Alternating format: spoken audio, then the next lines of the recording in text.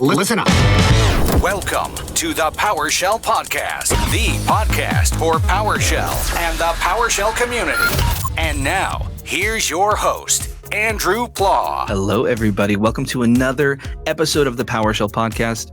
In this episode, it's a little bit special. We're joined with John Hammond. We have our friend Rachel as well, who you'll hear in studio. If you hear giggles, that is our awesome Rachel, amazing cybersecurity blog writer, social media extraordinaire, and honestly just freaking hilarious. So shout out Rachel.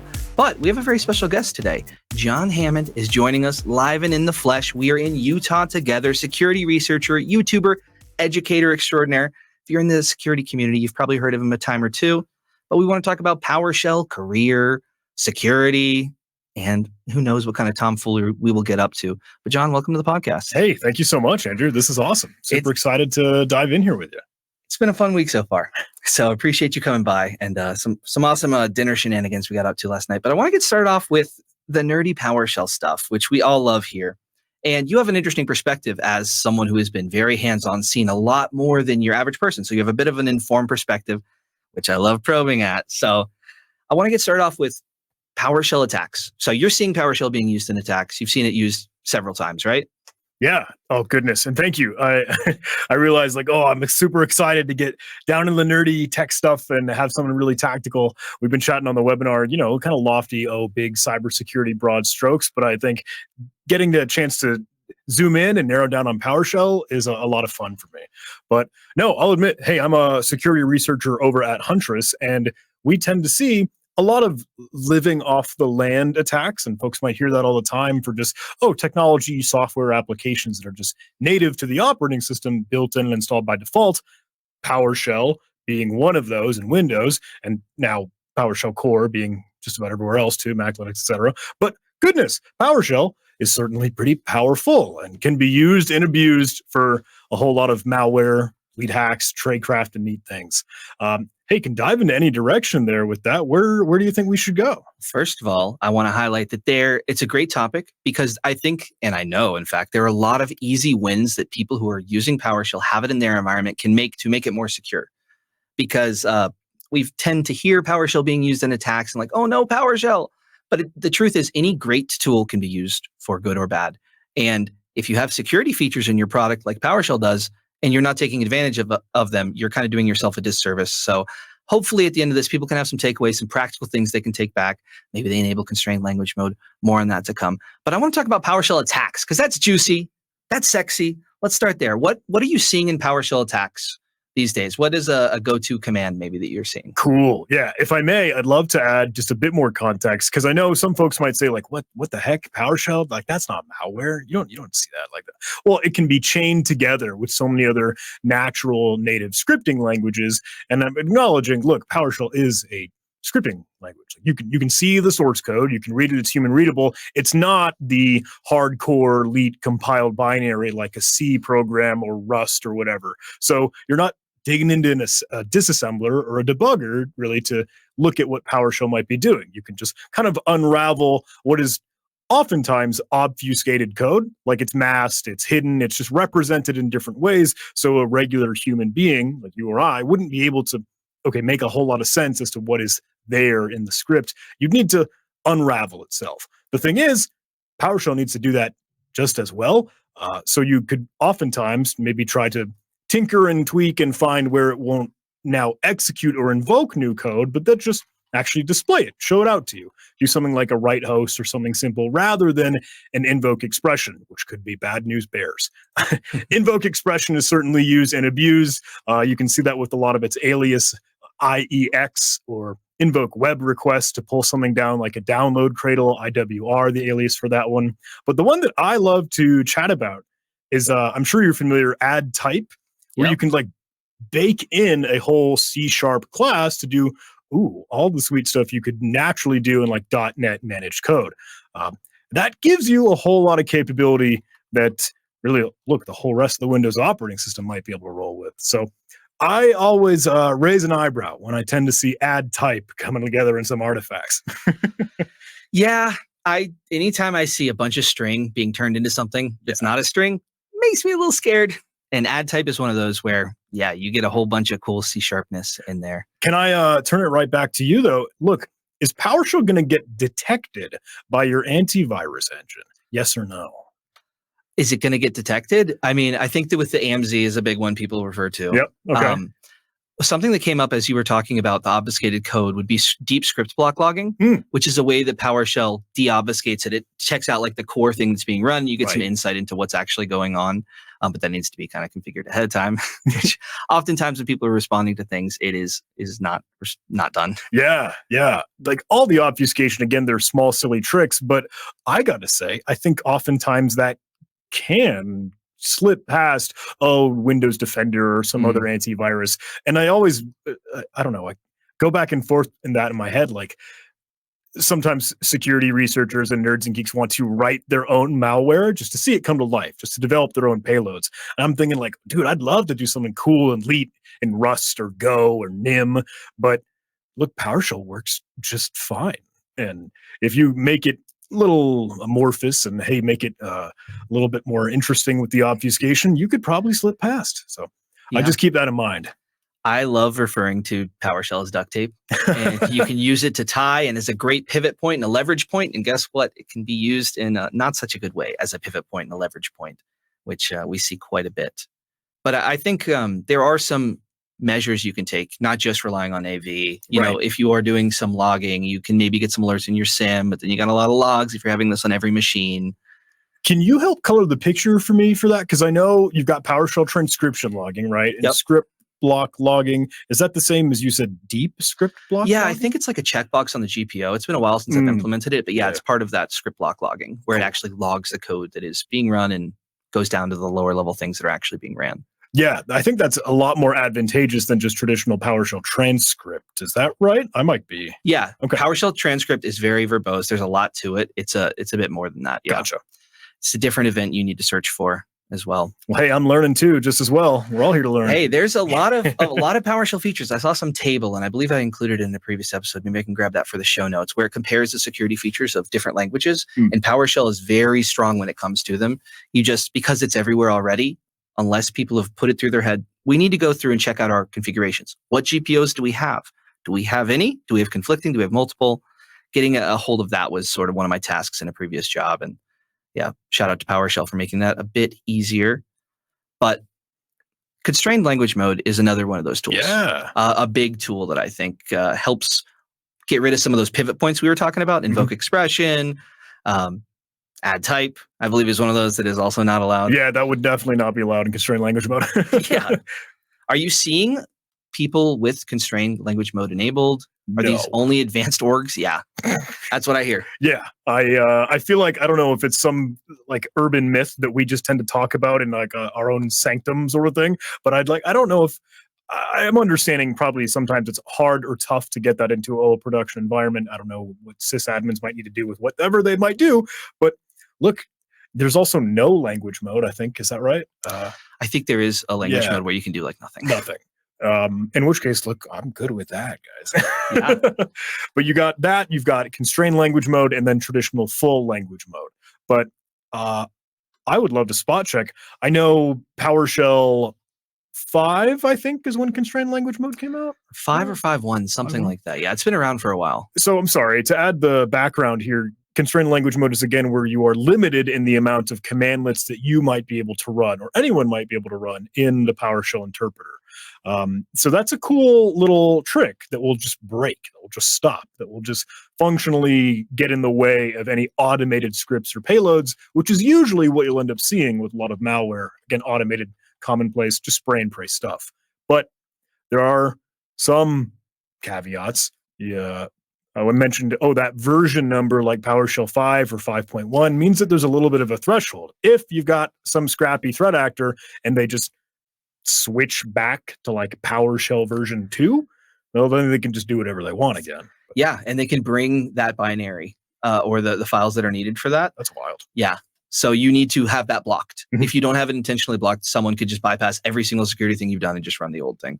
So yeah, there's a lot to be aware of, a lot of things that can interact in strange ways. But if you want to check the current execution context or the constrained language mode, that you have, you can check out $executioncontext.sessionstate.language mode, and that will tell you your current language mode, which is probably full language. Do you have that memorized? Do you have $execution state host language mode session, blah, blah, blah?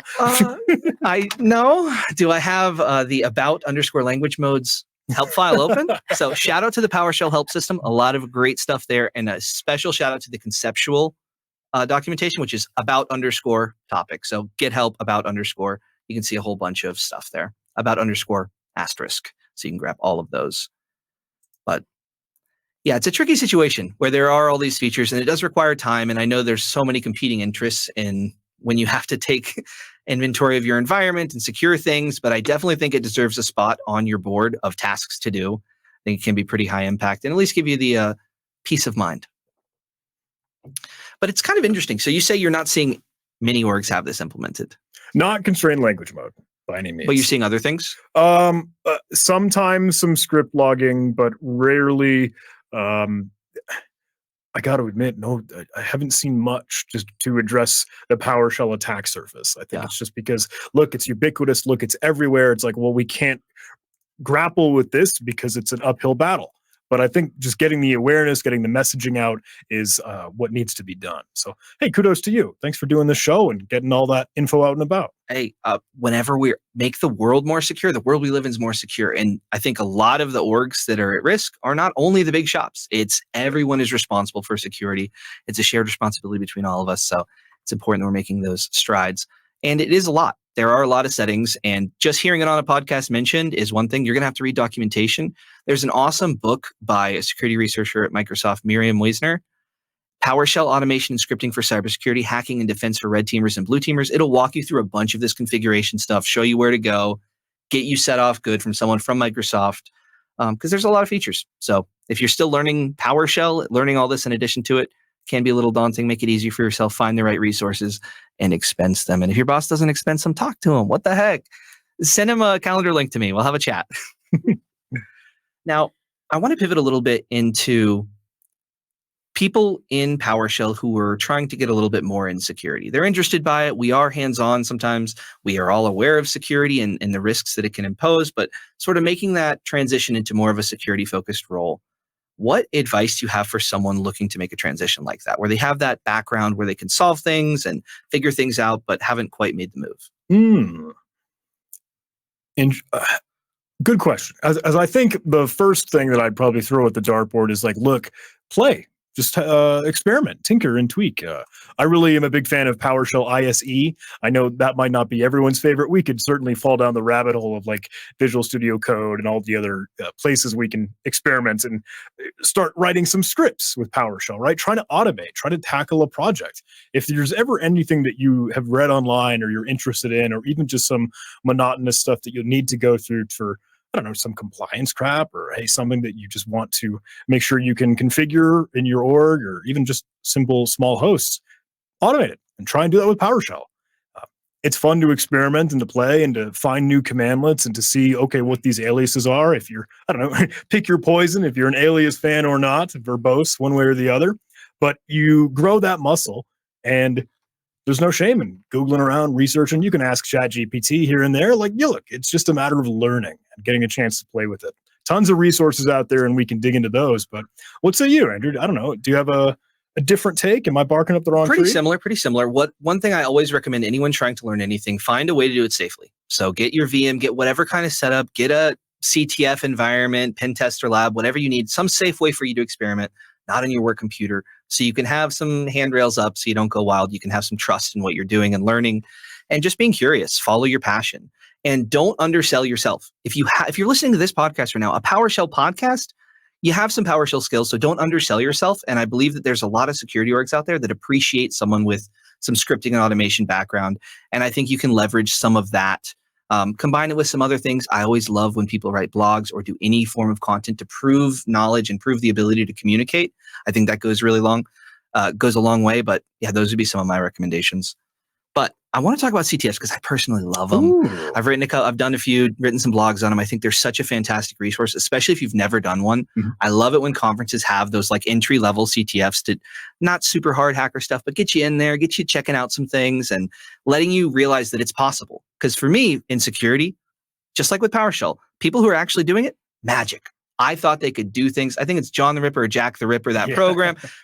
The truth is that I found out is that it is not this overwhelming landscape. Once you understand the tools that do certain things, you don't need to be able to write the code from scratch for every single tool that exists in order to be able to use it and be an effective security practitioner. A lot of times you can lean into other skills and tools that people have already written. But I love the importance of communication, especially when actually implementing security or PowerShell. You have to actually interact with other people at an organization to get things to change. And I just love those skills. Absolutely. I know you mentioned capture the flag for just a quick moment, and some of those war games, right? Some of those things to practice kind of hands-on in a lab or in a safe environment. I don't know if you guys have mentioned it before or previously on the show, but one of my absolute favorites is underthewire.tech. Yep, love it. I'm normally...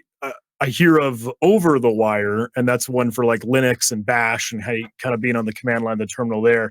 But it took me a while, and I didn't realize it. No, there was an Under the Wire that is phenomenal, good set of war games to be able to connect into an environment and then poke and play and have a prompt and solve a couple tasks. Where look, you're presented with a challenge. Now you can just go Google, experiment, and solve one after the other. It's a lot of fun. Yeah, shout out to Under the Wire, and shout out Fernando Tomlinson, former guest, awesome person. Oh, excellent. You've had him here? Yeah. He is a great person. I think he's working at Mandiant and Google now, doing great things. And I love anyone who reaches a certain level of success and they keep paying it forward. They keep creating good resources when they can, which leads me to a slight pivot to your story. Because I remember you were telling me the story about how you got started. And one of the things you said was whenever you're getting into security, you found free resources. Yeah. And that's sort of how you came up. And now you're in the position, well, guess what you do for a living? The YouTube channel, all free content that a lot of people have benefited from. And anytime someone can pay it back in that way, I really respect. And it's not just a respect thing. It's like, it's, in my opinion, the appropriate way to do things. It leads to better things for the individual, but also the community that we exist in. So kudos to you for that and showing people a good model. Well, thank you. Very flattered. When it comes to the YouTube, though, do you have any favorite videos that kind of stick out as like maybe it was a unique time, a big hack, interesting collaborations? Oh, goodness. Super good question. Over 1,000 videos. So go through the Rolodex. 1,500. Some of the ones that I'm really pleased with and happy to see their great reception. There was one video that I had titled literally, "Please Hack My Computer." That was the title of the video. But it was a gimmick where I had posted on social media like a week or two before that says, hey, happy 4th of July. I want to give you free reign and freedom to go beat up this server that I'm hosting at this IP address or this domain. And it was a gimmick. It was a little fun thing. Like, are people going to take a LinkedIn post as rules of engagement and scope and authorization to go break that across the internet? But some folks did and tinker and play with it. But it was set up as a honeypot. It was set up as a Cowrie SSH honeypots, and it'd be interesting to do that again, maybe with PowerShell next time. But no, just running the Linux host, seeing what folks would do, seeing how they might try to escalate privileges, seeing what data they could try and hunt for, using tools like LinPs or WinPs in the Windows world, right? And that was just kind of neat because I could see all of their commands, and then it was a fun little video to showcase, look, what are 200,000 people going to do on one box when they're just given this carte blanche access?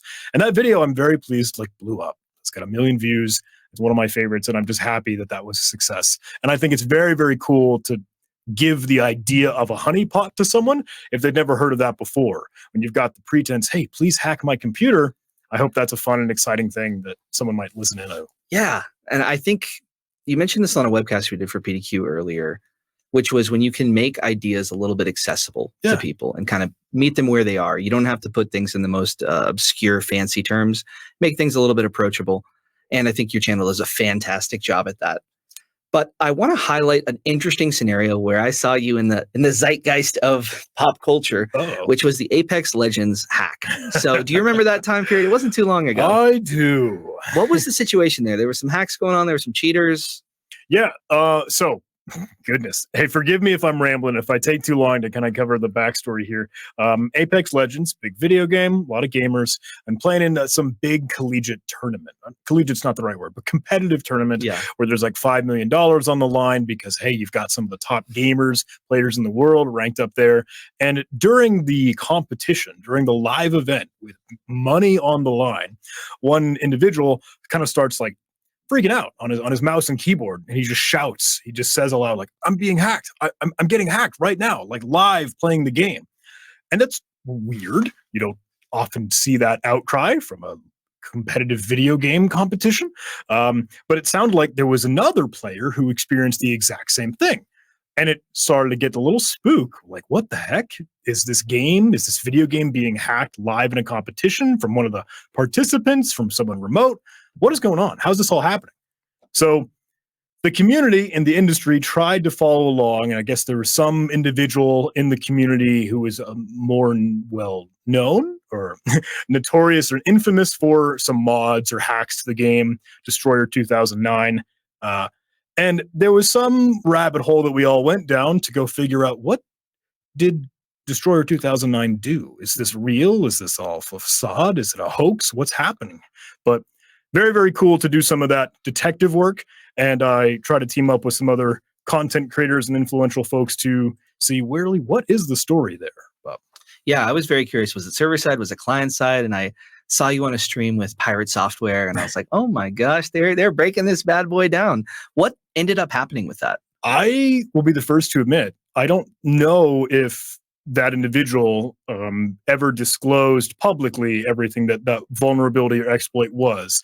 It was some trick. It was some capability, but it wasn't the, alarm bells firing, the sky is falling, doomsday remote code execution to the extent of, through Apex Legends, the video game, you could deploy ransomware or some doomsday scenario. It wasn't that. It was all within the constraints of the game, which has its own connotation and impact, but it was really the conversation of, okay, how could this shake up the gaming scene?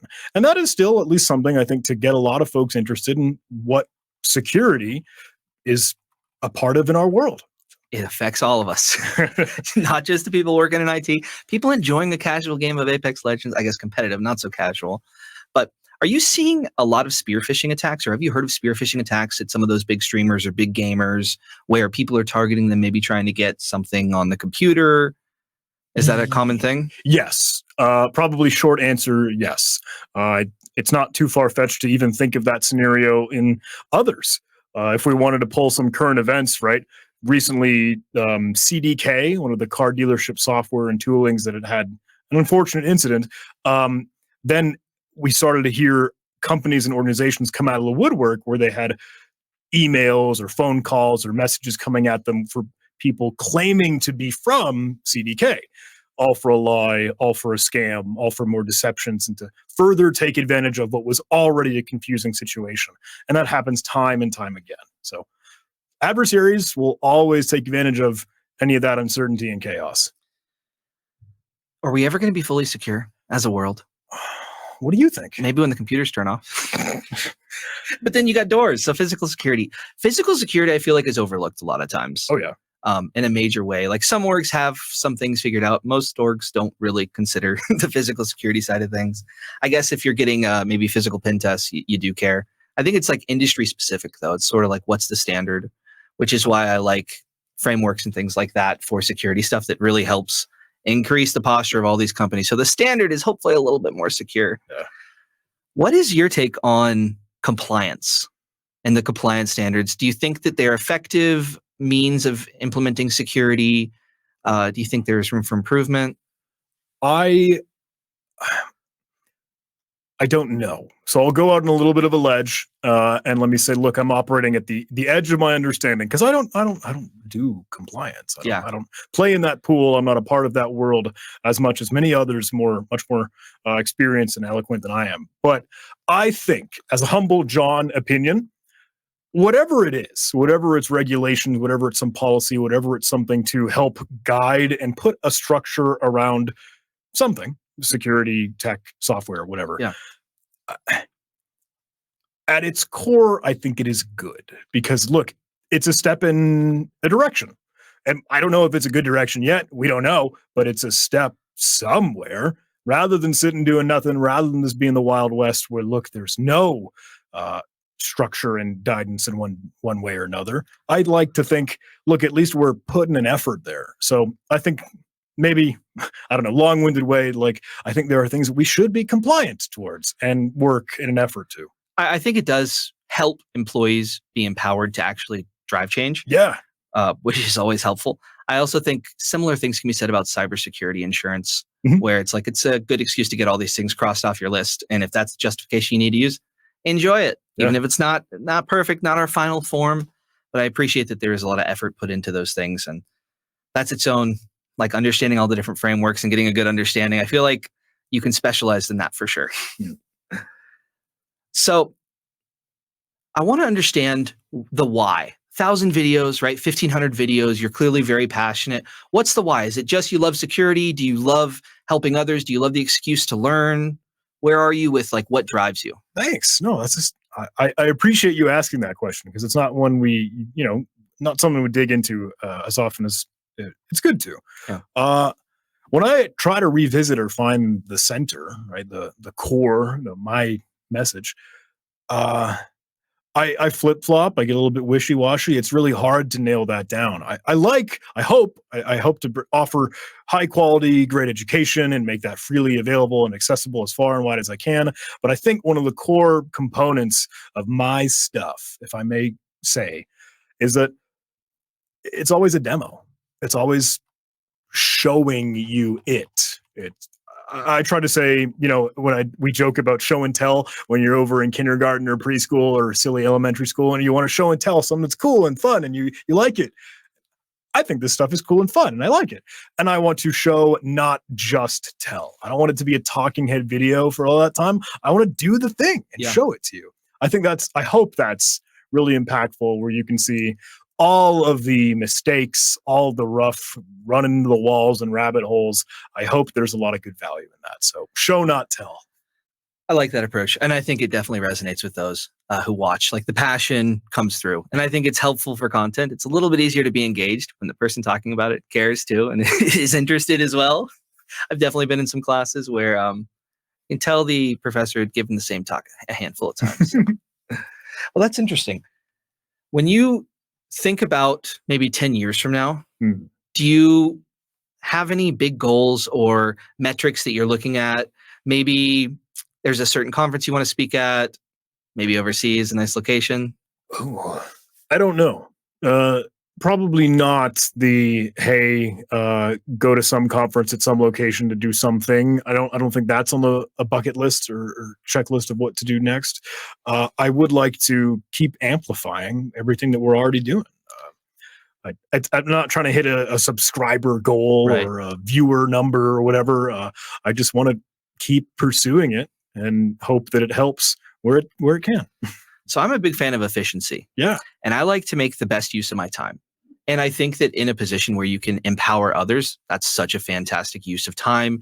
Lessons that you've learned, you've put a lot of hours into this. You want to you maybe suffered a little bit, maybe some late nights, you were passionate, but you want to maybe save that, make that a little easier for the next generation. So those are important things. Now, I want to pivot a little bit here.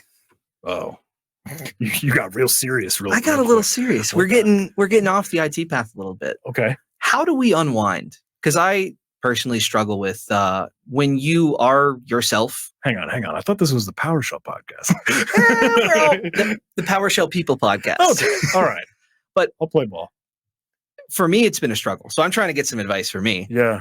How do you handle that balance of because being yourself, these are your passions. These are things that you enjoy a lot. Same thing with me and the PowerShell stuff. But also it sort of blurs some lines where it is your job. Mm-hmm. How do you handle that? Do you have some good hobbies you're digging into? No, it's a challenge. I really struggle when this question comes up because it always does. And people always ask, how do you deal with burnout? How do you deal with this imposter syndrome? It's like, look, I don't. I struggle the same way absolutely everyone does. We all do. I maybe get up and go play some video games, and then I'll get angry at myself. I'll feel guilty and shameful that I was just procrastinating playing video games. So that's just cool, vicious cycle even more. I've been on vacation this past week. We had a sweet trip to Hawaii. Nice. And I was like, this is it. This is what's going to help me recharge and revitalize and get back into action and really feel like, okay, cool. We're going to get our nose to the grindstone and love it. But no, I don't know. I still feel a little bit in a slump. And Yeah. we all maybe have that just as well. I think it's a forever juggling act that everyone has to keep up forever. Sometimes the imposter syndrome, you got it going on. It's feeling good. that son of a gun keeps creeping in for me, at least every here and there. But I guess it means we're all pretty similar. I think if I could try to get some silver lining here, look, it's something that you combat one at a time in waves, in different directions, from different angles. It's just whatever you can. And there's nothing wrong with that. Look, you're not running a race right now. You got a long time. So do what you can when you can, and try not to beat yourself up all that much about it. Yep. Enjoy the journey. Take care of yourself along the way. Listen to yourself. If you feel those burnouts coming on, try and do something about it. Because when full burnout kicks in, it can be a challenge. But that's the joy, I guess, of being a human. We have to just deal with all this life stuff forever. But at least we don't have to do it alone. Training and learning. Hey, we've been all over the place. We're just hopping. We're hopping. I'm wondering, what are some good resources that people should be using out there? We got your YouTube channel. That's fantastic. Are there any other go-to places? We got Under the Wire. Fantastic. Any other places people should be going to? Any accounts? Yours as well, of course. Follow your account on the socials. But I found that in security, to keep up with things is its own. You have to be invested. Thank you. I would agree. I still tend to think, and maybe this is bad, people are going to have different opinions, but Twitter or X is one of those places where a whole lot of security nerds are chatting. There was some Mastodon conversations, some here and there, so you can pick your poison. But Reddit is still a thing that has some good stuff here and there. I like to keep up with Bleeping Computer personally for a lot of the actual, tangible, tactical stuff for security. If you're looking for more of those war games, if you're looking for more of those playgrounds, everyone will tell you, try Hack Me, Hack the Box, blah, blah, blah. I found recently a KC7 Labs. I think that's a little bit more blue team defense, SIEM, and security and CTI focus. So big fan of those. But yeah, if you haven't seen GitHub awesome lists, this is my opportunity to say, I can't think of everything in the moment, but GitHub awesome lists will cover everything. That is a great plug. I have never put that in the show notes, but it's one of those ones that I have pinned. You got to have an awesome list for all the other awesome lists, though, because it's one thing and a giant encyclopedia reference and resource for any field that you're interested in. Yeah.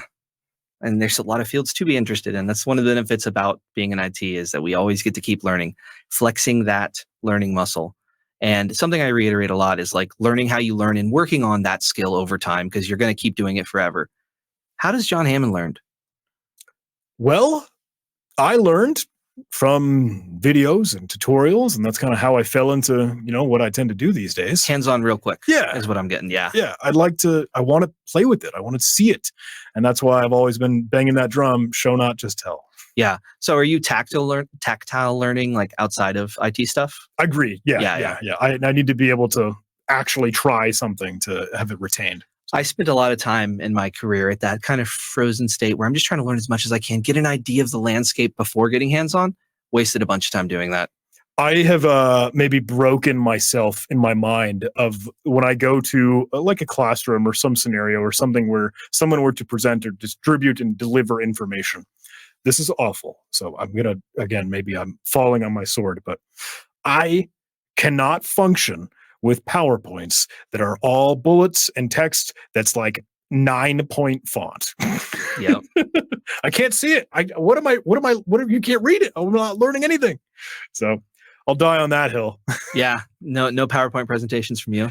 I don't know. Just show it. I want to see the real thing. Yeah. Sorry, I'm on a soapbox. No, I mean, that's something I need to hear more. I need to be out there more hands-on, because I think people do benefit so much from seeing your thought process, seeing how you go about things. Maybe some people will really resonate with it and can put themselves in your shoes and be like, oh, I could actually do that. This is not magic. it was such a big deal for me to have the thought that like a lot of this stuff was unapproachable and magic. It is not. And if there are other people in that same boat, it is not magic. You have what it takes. You can learn things one step at a time. Don't compare yourself to others and just enjoy the ride, because you're going to be in this career probably for a while. And the threat landscape is likely to continue changing as well. How have you seen the threat landscape change over the past 3 to 4 years? I was dancing a bit ago with the idea of, the endpoint and then identity and cloud and all these other kind of facets of the security world, and how the problem has just sort of expanded. We've really just moved the problem into more different places, which isn't, I don't know. That's just us wanting to innovate. That's just wanting to grow. You see this whole chat GPT and AI craze. Look, we think it's cool, but sure, that's going to come with whatever prompt engineering and new things to discuss and figure out. I think, and I would like to just squeeze this in, whenever we are moving forward and then either someone finds something else or something that they see that they think is cool, it'll turn out they're like, oh, yeah. We talked about this like 8 years ago, 10 years ago. And then sometimes those folks get a little poo-pooed for that because they just rediscovered something that, we did talk about a long time ago. And they kind of laugh and giggle of like, what is old is new again. It's like, well, it's not new and it's not old either. Honestly, it's just the state of what our industry is. And that's the attack surface. Those are the trends. That's the stuff. So I think it's just something that we still can just keep stockpiling and add. Maybe that has meaning that it has changed and we're just refinding everything that never really changed in the first place. Yeah. Old problems, new tricks. I feel like I went all over the map with that answer. I think it worked. Okay. Can you take us through an example of a PowerShell attack where they get access, use it, do some things, and just a little bit of insight into what that would look like? I'll do my best. Well, it's funny. Maybe PowerShell isn't the immediate vector. Yeah. Sometimes it's HTA, like a hypertext application file. Sometimes it might be like a Visual Basic Script, .vbs, or .js, .jscript. Some folks might think, you mean like JavaScript? No, it's Microsoft has their own dialect called JScript. I had no clue, to be honest. I thought it was JavaScript. So I mean, some folks, again, we know what you mean when it runs on the desktop. Anyway, some way, somehow, PowerShell is part of that mix, and maybe they'll do some add type to, load some PowerShell classes to be able to, leverage things that like PowerSploit might, some other modules, or PowerView or PowerUp, some of the cool stuff that you can see from offensive tooling tradecraft, like a Empire is one of the command and control frameworks that uses it. Oh, yeah. There's Posh C2. There's plenty of those that are out there. Or Stage, like a Metasploit, Meterpreter, Cobalt Strike, pick your poison, right? I think oftentimes you'll see PowerShell help staging persistence, like tweaking the registry to be able to add itself and having counters to determine when it's run and when otherwise. And especially one is disabling internet proxy services so that it or changing your internet settings to be the lowest setting profile, et cetera, et cetera. Those can be handy for later exfil communication, et cetera, et cetera. Interesting. Have you seen any of those, or what's your off the rip PowerShell payload? I mean, similar things to that. They get access, Yeah. They try and persist it somehow, try and leverage it, maybe check for other credentials that are present that they can then pivot from. I want to explore, how would a C2 setup using PowerShell look like? So what is C2 for people who maybe aren't aware of it, and why would people do that? Yeah, I'm sorry for not coloring the picture there. When I say that acronym C2, some folks might see like CNC or C and C. So command and control. It's the ability for a remote attacker to really just be able to distribute and decree the marching orders to have their implant or their beacon, what they infected the victim with on their computer, go do and, detonate whatever they want. You could download things, you could upload things. And again, just by the nature of being a native binary, a native application scripting language living off the land, right? That can be pretty attractive to just run it in the code that is going to work without any other bells and whistles in the way. Well, I hear you love living off the land using PowerShell ISE. Yeah, let's dive into that. You're not an ISE fan, are you? No, it's not supported, so not a huge fan. It still ships by default, doesn't it? Yeah, but there's no updates. I think there are big security issues. They will update it. So, I mean, it does work for some. And if that's where you are in PowerShell and that's accessible to you, you're on different boxes sometimes, and that's the thing, I see no issue with it whatsoever. Yeah. Daily dev work, if you're working on a module or something like that, or doing more day-to-day PowerShell stuff, at a certain point, I think investing in learning VS Code is worth it. Mm-hmm. It doesn't just apply to PowerShell. You can write Markdown, any other programming language kind of stuff. Customize your experience. Take that tool with you. Ideally, most jobs will allow you to use it. But yeah, don't judge you too hard. I know some listeners who still use it. I have whined publicly on videos and on the internet that I have never been able to find a PowerShell beautifier. Like if you're trying to de-obfuscate code from a malware sample or a payload, when it's in PowerShell, I always just like hand jam, move the semicolons, move the curly braces, add white space. But I'm pretty sure VS Code can just do that. I think we'll whip out the laptops after this podcast. All right, yeah, you'll show me some voodoo magic there. Format on save. There's a bunch of cool stuff there. And yeah, I'm a big fan of making the workflow better. Yeah. Whether that be things like VS Code or Windows Terminal, making that terminal interaction better. Ideally, we're going to be using these tools for a long time, and making that workflow prime is what I'm all about. Reducing hurdles, that kind of thing. So you have a pretty default PowerShell setup. Yes, not gonna lie. I do too. I just take whatever is out of the box, and I don't change like my desktop wallpaper. It's so bare bones. Respect.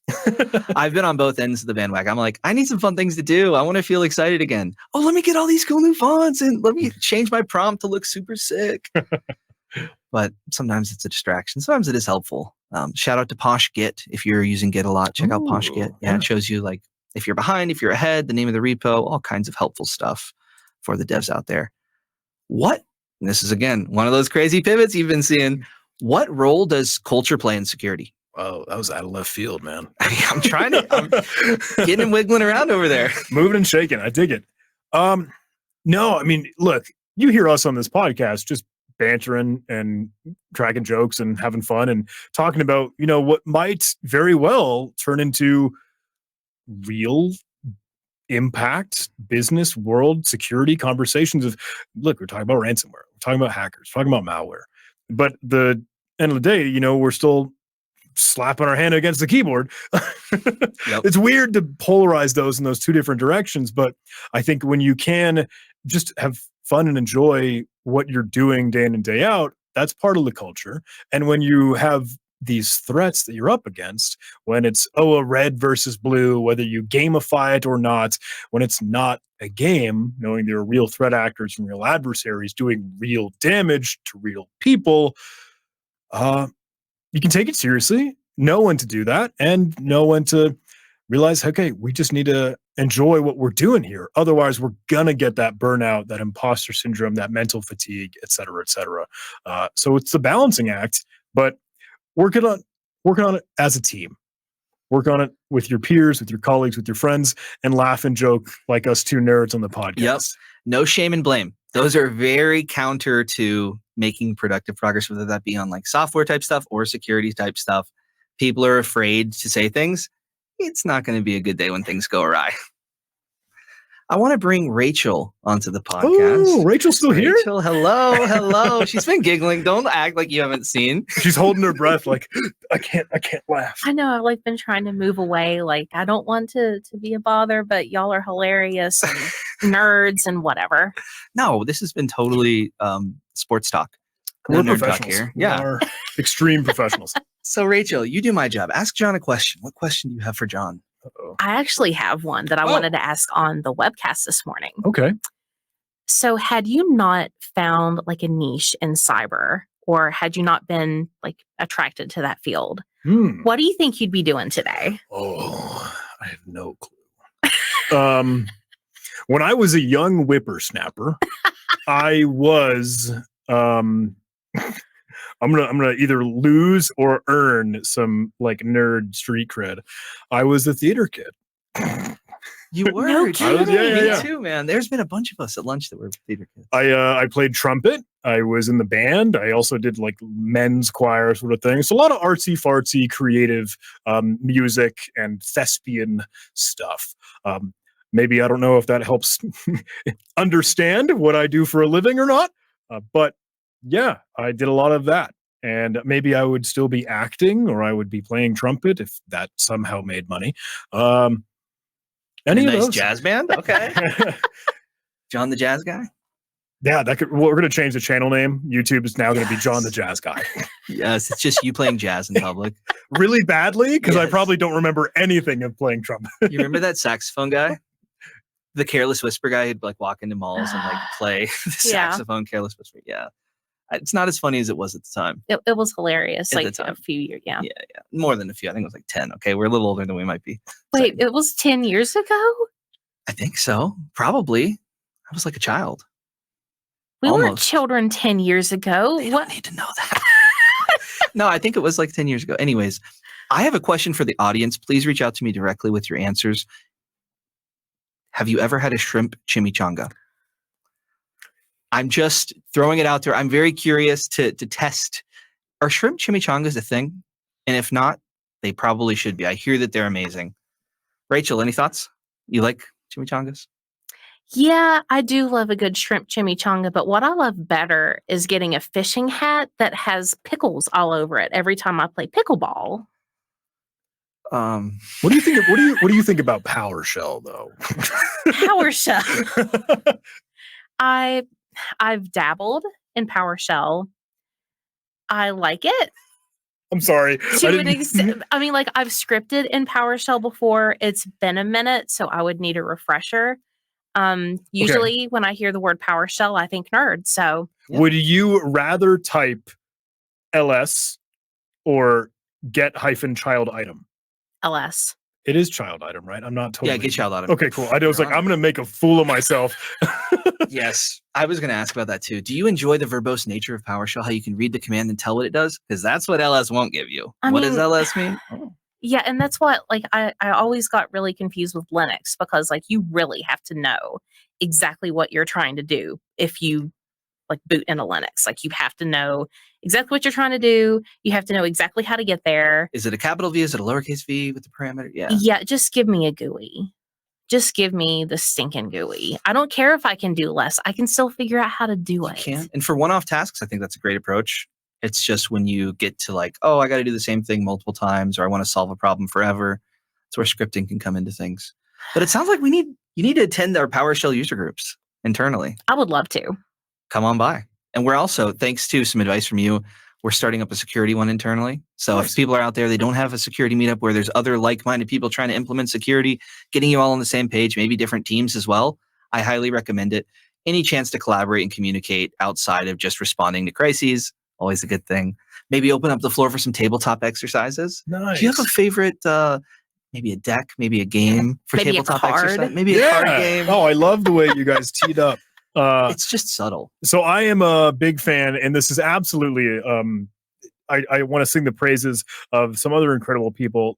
Folks are familiar with Black Hills Information Security, security company, and they also have anti-siphon training, and they try to put out a lot of education, even some like pay what you can courses or pay what you want equivalent, where you get to choose the price tag for, hey, what you'd like to learn in security, et cetera, et cetera.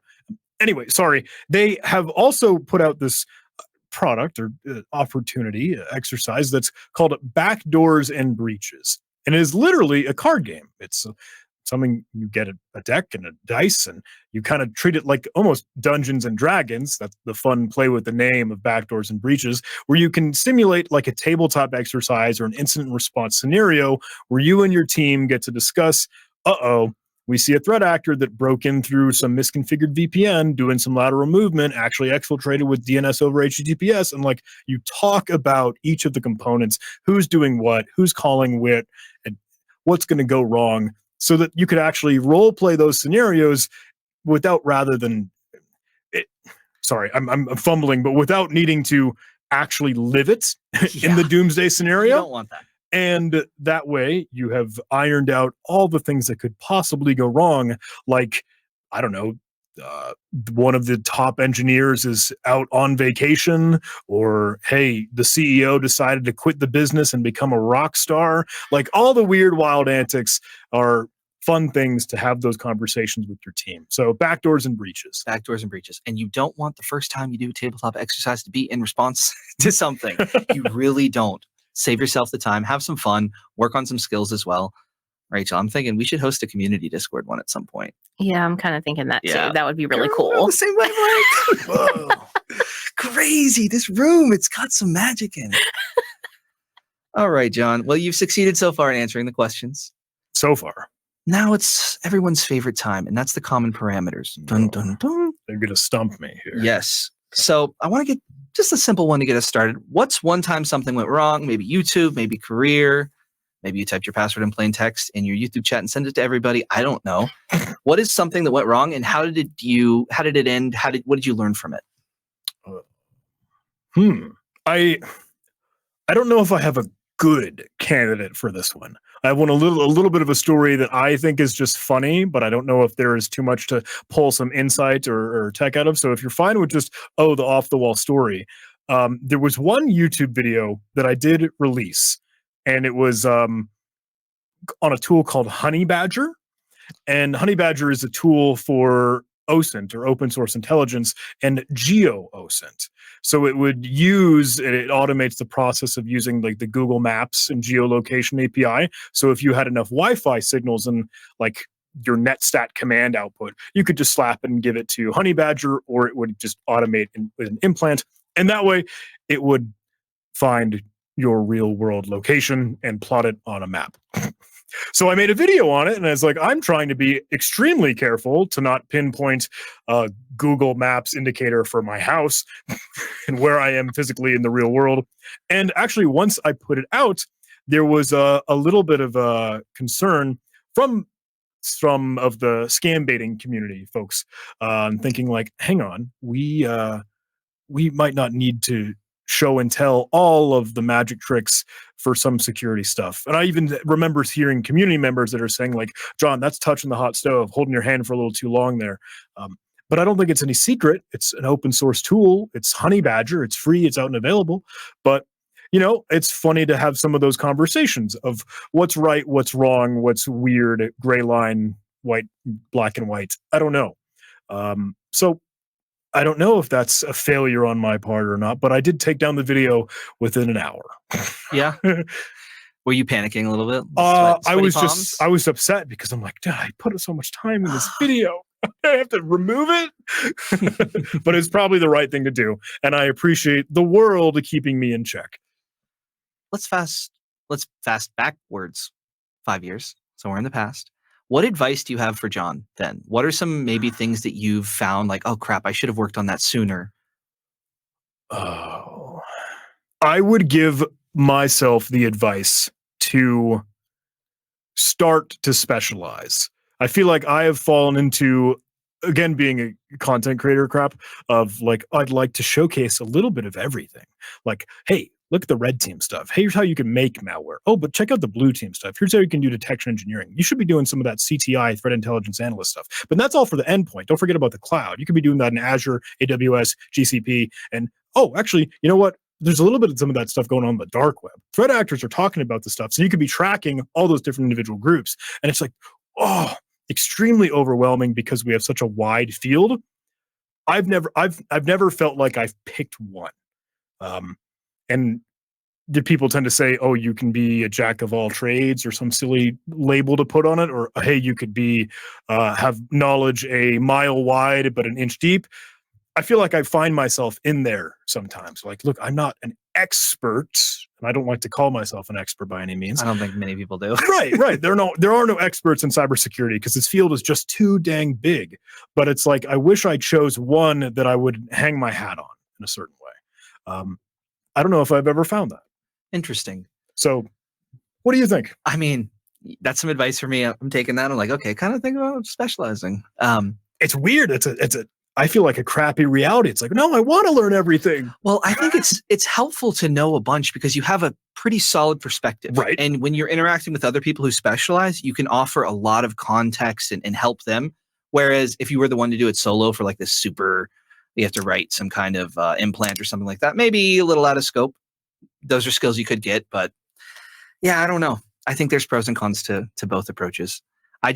Anytime anyone has a perspective, I like to remind them your company hired you for a reason. They hired you for your perspective. So don't be afraid to share that and communicate that. Doesn't mean you expect to be accepted as the perfect right answer. But if you see things that are off, it's okay to question and be like, hey, this doesn't look quite right. Why are we doing things this way, by the way? Interesting. Good answer. Shiny object syndrome for me. It's just ADHD. I want to take and play with everything. So I usually tell people to follow their passions. If you're feeling passionate about some kind of technical thing, follow it, learn about it. Because at least for me, I got to follow that passion as well. All right. What are some of your favorite PowerShell modules? I know you mentioned some exploit ones earlier. Maybe you can go back to those. But what are you thinking about? Yeah, sorry. I had rattled off just briefly PowerSploit, Power Up, Power Review. I don't know, because they had archived some of those and kind of merged them all at one point. I'll admit I don't know which of those is the thing that exists now, or if they're all just read-only and unsupported. But that's the trio you might hear: PowerSploit, Power Up, Power Review. There's also some of the trolling capabilities with those. But if I were to give you something new, there is a tool that I had seen from Google Project Zero, I think, the library called, and you can get this on PowerShell Gallery, NT Object Manager. And that allows you to kind of play with a lot of the Windows processes that are running for NT Tech and the capabilities and the tokens and their security attributes. A lot of cool, nerdy things to get a little bit deeper under the hood in an easy PowerShell-like way. I have been using and playing with that for security research, in the air quotes, and it's nice. It's cool. Nice. NT Object Manager. Have you heard of Locksmith? I have. That is a pretty sweet little AD security module. That's Active Directory, right? Yeah. Yeah. That's super cool. Yeah. A lot of awesome modules out there. I'll give a shout out. Can I have one? Please. It's your show, Excel. man. Import Excel. Well, we got a special guest. I like to cater to the guests, but a little bit, we add a little spice here and there. I'd say Import Excel, regularly recommended by our guests as one of their favorites. Also very impactful, very easy win. You can create and import Excel sheets and they turn into PowerShell objects. And guess what? You don't need Excel installed. Did you know that? Yeah, dude, sick. So you can have it on whatever kind of thing you need and outport to Excel and ship it somewhere else and import it. If you have some department that loves Excel, yeah, we know who we're talking about here. They love sending them. Well, congrats. You can still do automation based around those. Gives you a lot of opportunities to create actual fancy looking things, because I don't know about you, I tend to be more of a terminal kind of person, ain't the most pretty experience to share with executives and people like that. Whereas a fancy Excel sheet, oh my gosh, you look good every month. You just automate it. So Import Excel, and I'm doing a video on it. So maybe in the show notes, there'll be a link to a tip about getting started with Import Excel. But install module Import Excel, get yourself started. I had no idea. That's super cool. It's such a great, easy win. That's like mind-blowing. I'm sure everyone who's already heard of it is like, oh yeah, it's old hat. But for the first person who's never heard that before, you're like, what? You could do that? I love you give people like one little thing, they check it out, it saves them a ton of time, easy win at work. Yeah. I love giving those people the things they can show to their boss and get a little thumbs up. Maybe get sent to a conference. Maybe at least be able to purchase PowerShell automations and scripting for cybersecurity, hacking, and defense for red teamers and blue teamers. Just saying, your work should be giving you opportunities to grow and become more secure and knowledgeable.